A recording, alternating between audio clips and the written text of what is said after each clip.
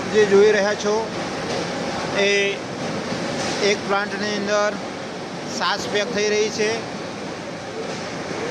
એક બાજુ દૂધ બની રહ્યું છે.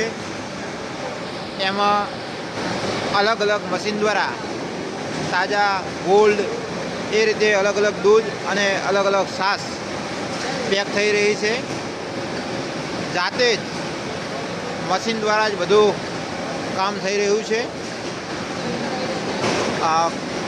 પ્લાસ્ટિકનો જે પાઉચ છે એ પણ અંદરથી ગોઠવેલું હોય છે અને એના વજન પ્રમાણે જ અંદર દૂધ અને છાશ આવ્યા બાદ ઓટોમેટિક કોથળી સીલિંગ થતી હોય છે. આપ જોઈ રહ્યા છો.